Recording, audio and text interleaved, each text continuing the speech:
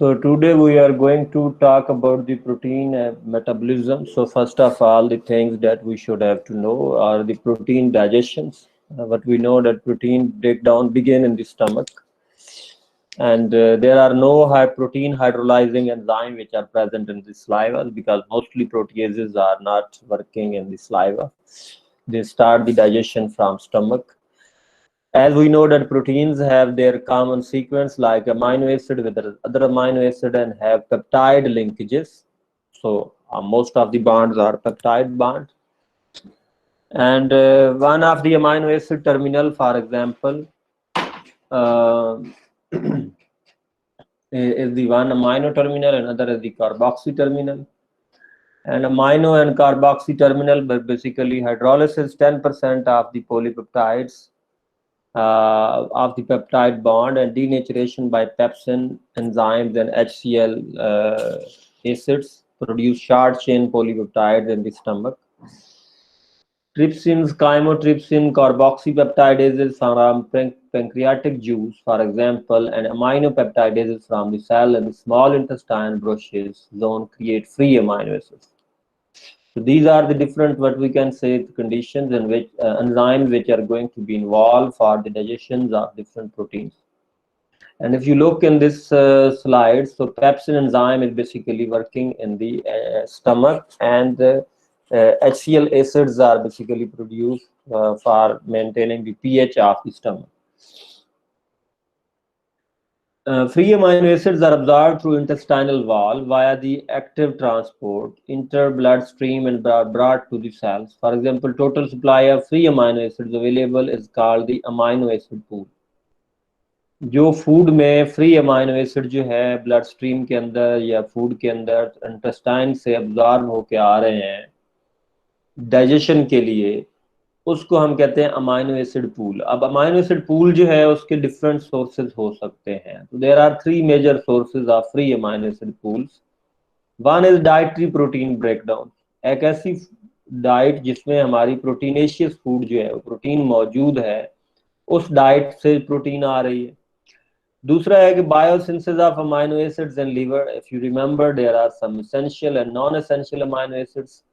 Essential amino acids are those which we take by our food, and non-essential are those which can be synthesized or which are being synthesized in the liver. And then protein turnover. Protein turnover is basically breakdown and resynthesis of the body proteins. And normally you can say, you can prefer, if you take one apple per day, so you are going to use your protein turnover.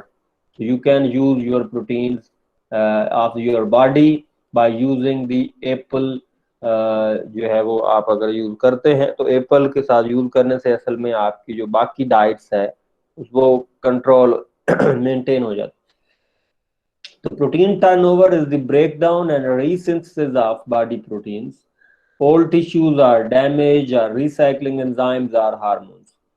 Either वो old tissues हैं cell की, वहां से protein को utilise किया जा रहा है. डैमेज सेल जो हैं, जो आपके सेल डैमेज हो चुके हैं, उनका जो है वो यूटिलाइज किया जा रहा है. या recycling of enzymes and hormones, ऐसे एंजाइम, ऐसे हार्मोन जो आपकी सेल के अंदर मौजूद हैं लेकिन उनको दोबारा जो है वो यूटिलाइज आप करना चाह रहे हैं, तो उनकी ब्रेक डाउन करेंगे और उसके बाद उनको दोबारा जो है वो यूटिलाइज किया जाएगा. So summary of the protein digestions in human body, possible fate of amino acid degradation products. Basically, you are going to take your food as a dietary diet. For example, dietary proteins. First step is the mouth. Saliva have no effects on the digestions. Stomach, yes, have the effects on the digestions. And HCl denatures the proteins. And pepsin hydrolyzing peptides, for example. They are all going to involve in the digestion of the proteins, and they are going to convert those large polypeptides जो हैं उनको convert करते हैं small polypeptides. So it's mean that small intestine के अंदर hydrolyzed peptides bond के peptide bond जो हैं उनको break करना है, जो large polypeptide chain जो है वो बन चुकी है. तो स्मॉल इंटेस्टाइन जो है, स्टमक का एंजाइम जो है वो पेप्सिन है, बाकी एंजाइम जो है वो सारे मौजूद हैं स्मॉल इंटेस्टाइन में. ट्रिप्सिन है, काइमोट्रिप्सिन है, कार्बोक्सीपेप्टाइडेज है या aminopeптाइडेज है. They all are secreted in the small intestine, then they work there, then they produce the amino acid, and those amino acids are going to be transported through the intestinal linings to the bloodstream. तो ये तो है वो phase scheme जिसमें जो है वो food जो है वो प्रोटीनेशियस अगर फूड है तो वो डाइजेस्ट कहाँ पे होती है, स्टमक में हो रही है, स्मॉल इंटेस्टाइन में हो रही है. आपको पता होना चाहिए कि स्टमक का एंजाइम कौन सा है, स्मॉल इंटेस्टाइन के एंजाइम जो है वो कौन से मौजूद हैं. उसके बाद जब हम बात करते हैं तो ये यहाँ पे थोड़ी सी डिफरेंट है. हमने ग्लाइकोलिसिस पढ़ी. ग्लाइकोलिसिस में हमने पढ़ा कि break down of the carbo glucose units into the small molecule like pyruvate, और पायरुवेट के बाद हमने एसिटाइल कोए की प्रोडक्शन पढ़ी और उसके बाद हमने क्रेब्स साइकिल में चले गए. उसी तरह हमने लिपिड्स का चैप्टर इन डिटेल पढ़ा जिसमें हमने उसकी बीटा ऑक्सीडेशन पढ़ी. बीटा ऑक्सीडेशन के बाद अल्टीमेटली हमने देखा कि एसिटाइल कोए के मॉलिक्यूल जो है वो प्रोड्यूस होते हैं with the synthesis of some energy in the form of NADH and FADH2. अब जो है वो बात हो रही है प्रोटीन्स की. तो प्रोटीन्स का जो यहाँ पे स्टेप्स हैं वो है ट्रांसअमाइनेशन एंड ऑक्सीडेटिव डीअमाइनेशन. अच्छा, ट्रांसअमाइनेशन और ऑक्सीडेटिव डीअमाइनेशन क्यों चाहिए? इसलिए चाहिए कि आपके जो बॉडी है, फॉर एग्जांपल आपका जो सिस्टम है, जो digestive system, break down energy synthesis pathways हैं, they are mostly from the carbon जो है वो चेन जो है उससे जो है वो चल रहे हैं. इसलिए अमोनिया जो हर अमाइनो एसिड के अंदर अमाइनो ग्रुप्स मौजूद हैं उनकी कोई फर्दर जो है वो एनर्जी प्रोडक्शन में उसकी ज़रूरत नहीं है. इसलिए जो है वो उसकी डीअमाइनेशन हो जाएगी और डीअमाइनेशन के साथ जो है वो जैसे डीअमाइनेशन होगी तो फर्दर जो स्टेप्स होंगे वो वही होंगे. either they are going to be parts of the pyruvate, either they are going to be parts of the Krebs cycle intermediates. it depend how many carbon जो है वो अमाइनो एसिड जो है उसके अंदर मौजूद है. फॉर एग्जाम्पल तो टू स्टेप्स रिएक्शंस है degrading the amino acids. One is the remove of the amino groups, another is the break down and process the carbon skeleton. जब हम break down and carbon skeleton की बात करेंगे तो फिर हमारी होगी कि वो कौन से इंटरमीडिएट्स हैं क्रेब्स साइकिल की जिसमें ये अमाइनो एसिड इंटर हो रहे हैं, या वो कौन से इंटरमीडिएट्स हैं इसके ग्लाइकोलिसिस या उसके पायरुवेट जो है वो एसिटाइल कोए में कन्वर्ट होता है तो पायरुवेट में कौन से कन्वर्ट हो रहे हैं. So the release of amino groups is in two groups. तो फर्स्ट स्टेप जो है जो हम कहते हैं कि removal of the amino groups वो टू स्टेप्स में होगा. ट्रांसअमाइनेशन होगी और ऑक्सीडेटिव डीअमाइनेशन होगी. Central role of the glutamates, for example, amino acid glutamate, aspartate, alanine, glutamines, present in higher concentration in mammalian cells and have metabolic function as well as role in the proteins. Glutamate is the most important metabolically. For example, alanine, aspartate, glutamate, and glutamines. They are very important and metabolically they are important. So यहाँ पे अगर आप इन चारों को देखें तो glutamate है, aspartate है, एलानिन एंड ग्लूटामिन. तो they are present in higher concentration in mammalian cells और इनके मेटाबॉलिक फंक्शन है as well as role in the proteins. For example glutamate जो है one of the most important जो है वो अमीनो एसिड है मेटाबॉलिकली. वो कैसे इंपॉर्टेंट है अगर यहाँ पे आप थोड़े स्ट्रक्चर आइडियाज कर लें तो ये एलानिन का structure 3 carbon with amino, aspartate जो है वो 4 कार्बन विद अमोनिया, ग्लूटामेट जो है with 5 carbon almost with 1 ammonia group and glutamine with 5 carbon with 2 amino group जो है वो मौजूद. Some transaminases are used for the diagnosing the disorder. For example, enzyme alanine aminotransferase escape in large amount from the dead or dying liver tissues and measured in blood sample for diagnostic purpose. इसको हम different disease for example HCV या hepatitis या liver function test जब किया जाता है तो उसमें एलानिन ALT और AST जो है उनको चेक किया जाता है. तो दिस इज द एलानिन अमाइनोट्रांसफेरेज. अगर आप यहाँ पे देखें तो हो क्या रहा है, व्हाई वी से the glutamate is important. Glutamate is important because यहाँ पे एक इंटरमीडिएट है ऑक्सोग्लूटारेट जो कि 5 कार्बन कंटेनिंग कंपाउंड है और ये अमाइनो ट्रांसफर जो है वो उसमें बड़ा इंपॉर्टेंट रोल प्ले करता है. तो अगर एलानिन का अमोनिया जो है वो ग्लूटामेट ऑक्सोग्लूटारेट को मिल जाता है तो ऑक्सोग्लूटारेट कन्वर्ट हो जाता है ग्लूटामेट में, और एलानीन कन्वर्ट हो जाता है पायरोवेट में। पायरोवेट में कन्वर्ट होने के बाद it will be enter into the ग्लाइकोसिलेट into the जो है वो एनर्जी साइकिल जो है पायरोवेट से ऑनवर्ड उसमें इंटर हो जाएगा एलानिन जो है। इसी तरह अगर आप एस्पार्टेट अमाइनो ट्रांसफेरेज को देखें तो एस्पार्टेट अपना अमोनिया उसी तरह, अच्छा यहाँ पे जो एक्सेप्टिंग मॉलिक्यूल्स है अमोनिया को ट्रांसफर में वो ऑक्सोग्लूटारेट है या ऑक्सीग्लूटारेट। तो ये जो ग्लूटारेट है ये अमोनिया किसी भी अमाइनो एसिड से जो है वो ले लेगा और उसको आगे फर्दर जो है ये खुद तो ग्लूटामेट में कन्वर्ट हो जाएगा और अल्टीमेटली जो है वो एस्पार्टेट है या एलानीन है या कोई और अमाइनो एसिड जो है। तो यहाँ पे चूंकि एस्पार्टेट अमाइनो ट्रांसफरेज एंजाइम की बात हो रही है तो heart and bloodstream inter bloodstream जो है मैयर्ड in blood diagnosing myocardial infarctions. For example aspartate जो है अमोनिया जो है ये उसी तरह रिलीज हो जाएगा, लेकिन एस्पार्टेट चूंकि 4 कार्बन मॉलिक्यूल था तो it will be converted into oxalo acetate, intermediate में कन्वर्ट हो गया और यहाँ भी ग्लूटामेट बन गया। अगर आप दोनों रिएक्शन में देखें तो आपके पास ग्लूटामेट जो है वो जस्ट ड्यूरिंग ट्रांसमाइनेशन प्रोसेस में बना है। अब ट्रांसमाइनेशन के बाद जो है वो हम कहते हैं transamination, most transamination share a common substrate and products oxoglutarate and glutamate. मतलब है उनका सबस्ट्रेट जो है जितने भी अमाइनो एसिड्स हैं वो मोस्टली जो है वो ऑक्सोग्लूटारेट को शेयर करते हैं और ग्लूटामेट उनकी क्या होती है, प्रोडक्ट होती है with the enzyme glutamate dehydrogenase and this permit combine an excretion pathway for the individual amino acids trans deamination. So glutamate had central role in overall control of nitrogen metabolism. If you look in this diagram, for example, you have the amino acids. So amino acid is going to use this aka alpha ketoglutarate या ऑक्सोग्लूटारेट जो है इसको as a substrate लेगा, transamination होगी और ऑक्सोग्लूटारेट जो है वो कन्वर्ट हो जाएगा ग्लूटामेट में। और वो अमाइनो एसिड जो है as previously in two reaction we just tell you about those reactions, तो वो कीटो एसिड्स में कन्वर्ट हो जाएगा। अब एक कीटो एसिड्स में कन्वर्ट हो गया, दूसरा ग्लूटामेट में कन्वर्ट हो गया। अब कीटो एसिड्स और ग्लूटामेट ऑक्सोग्लूटारेट जो है वो ग्लूटामेट फर्दर जो है वो ये करेगा कि वो एनर्जी जो है वो यूटिलाइज करेगा एनएडीएच की पीकेएच फॉर्म में प्रोड्यूस करेगा और खुद कन्वर्ट हो जाएगा अगेन ऑक्सोग्लूटारेट में और अमोनिया रिलीज कर देगा। इस तरह ग्लूटामेट और ऑक्सोग्लूटारेट जो है वो अमोनिया को जो है वो ट्रांसफर करने में और फर्दर उसकी डीअमाइनेशन करने में जो है वो यूज होते हैं।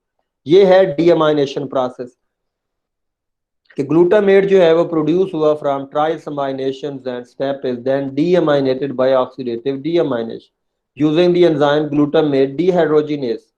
ये है for example this one is the carboxylic group, ये अमोनिया था ग्लूटामेट में, अमोनिया रिलीज हो गया, बाकी दोबारा उसी तरह अल्फा कीटोग्लूटारेट बन, ये दोबारा रिसाइकिल होगा, ये दोबारा उसी तरह अमाइनो एसिड लेगा और अमाइनो एसिड जो है वो उसको जाके और उससे जो है वो एक कीटो एसिड बन जाएगा, अमाइनो एसिड रिलीज हो जाएगा, सॉरी अमोनिया ग्रुप जो है वो रिलीज हो जाएगा और अमोनिया ग्रुप को फिर फर्दर डीअमाइनेट कर दिया जाएगा।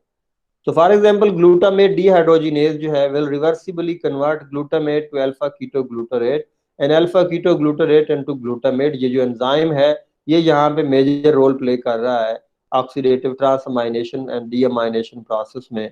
तो अगर जो है वो डीअमाइनेशन कर रहा है तो it's mean it will produce the NADPH, और अगर जो है वो क्या कहते हैं reverse reaction of use NADPH और रिवर्स रिएक्शन में NADPH को वो यूटिलाइज करेगा, लेकिन अगर वो जो है वो फॉरवर्ड में जाएगा तो NADPH प्रोड्यूस करेगा। ये यूटिलाइजेशन है, ये सबस्ट्रेट की बात हो रही है यहाँ पे, ये ना समझना कि NADPH बन रहा है, यहाँ पे यूटिलाइज हो रहा है NADPH की जल अल्फा कीटोग्लूटारेट अगर दोबारा अमाइनेशन में जाएगा तो यूटिलाइज करेगा।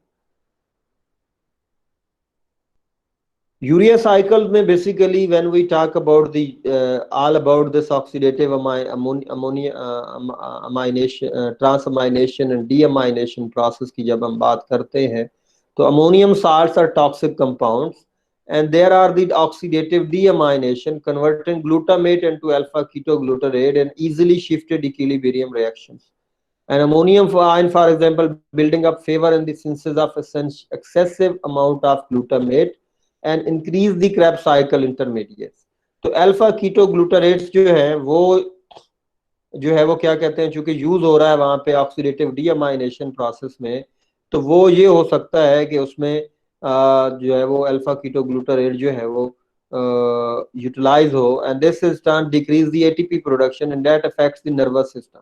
इसलिए रिकमेंड किया जाता है कि आप जो है वो ज्यादा प्रोटीनेशियस फूड जो है वो यूटिलाइज ना करें। ये यूरिक एसिड, ये बाकी चीजें जो है उनका जो है वो या आप अगर सिर्फ प्रोटीन्स के ऊपर डिपेंड कर रहे हैं एज ए फूड, तो आप इट्स मीन यूरिया ज्यादा साइकिल में इस्तेमाल कर रहे हैं, यूरिया साइकिलाइजेशन ज्यादा हो रहा है, तो फिर जो है वो क्रेब साइकिल इंटरमीडिएट्स जो है अल्फा कीटोग्लूटारेट भी उसी तरह वो ज्यादा से ज्यादा यूटिलाइज होगा, और वो जितना ज्यादा यूज होगा वो डिक्रीज करेगा एटीपी प्रोडक्शन को, that affects the central nervous, that affects the nervous system, and the answer is urea. अच्छा, यूरिया अगर रिलीज हो रहा है तो इट्स वेल एंड गुड, लेकिन फिर भी रिकमेंडेड यही है कि अमोनिया जो है वो उसकी हाई कंसंट्रेशन जो है वो डीअमाइनेशन में यूटिलाइज होगी alpha ketoglutarate. If you look in this, for example, input into the urea cycle are ammonia, carbon dioxide, aspartic acid, and ADPs, and outputs are the urea, ADP, and fumaric acids. So the carbonyl group of urea is derived from CO2, and ammonia contribute to one of the amino groups on the urea. For example, this one is the urea cycle, carbon dioxide input है, ammonia input है, aspartate input है, और यहाँ पे आपको जो है वो एक फ्री अमोनिया जो डीअमाइनेशन में रिलीज हुआ ग्लूटामेट से वो यूज होगा, और एक अमोनिया जो है वो यूज होगा एस्पार्टेट। तो इसलिए कहा था कि एस्पार्टेट और ग्लूटामेट जो है play central role in the urea cycle जो है, और यहाँ से आपको फ्यूमरेट मिलेगा, और इसके अलावा जो है वो यहाँ पे यूरिया जो है वो रिलीज हो जाएगा। तो द कार्बोनाइल ग्रुप, तो जो CO2 है उसको फिक्सेशन करने के लिए एंजाइम है जिसको कार्बोनाइल जो है वो फास्फेटेज जो है वो बना जो है वो फास्फेट बनाने में जो है वो यूटिलाइज किया जाता है। तो यूरिया साइकिल जो है वो इन डिटेल इंशाल्लाह जो है वो नेक्स्ट लेक्चर में हम पढ़ेंगे। अभी जो है वो एक तो के आपको ये पता होना चाहिए कि फॉर एग्जांपल कि अमोनिया जो है वो और कौन सी सिक्रीशंस हैं जो कि अमोनिया में जो है वो जो अल्टरनेटिव मेथड्स हैं नाइट्रोजन एक्सक्रीशन के लिविंग ऑर्गेनिज्म में। For example aquatic species excrete free ammonia through the gills, terrestrial critters produce urea, for example, very soluble, still need water for the removal via kidneys, impose minimum daily water requirements. Spider excrete guanines, 5 nitrogen atom in small molecules, and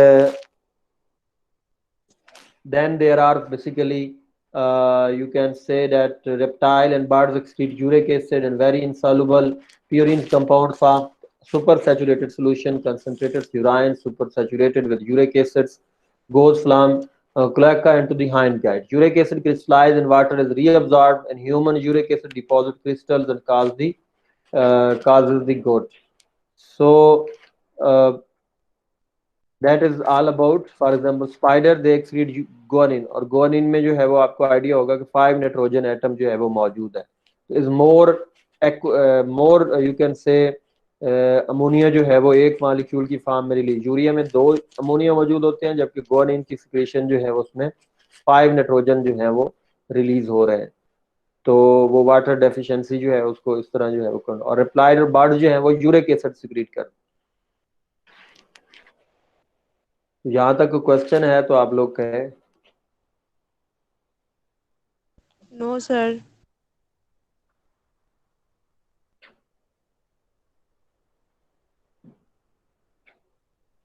ये बाकी लोग जो है वो कोई सवाल जवाब नहीं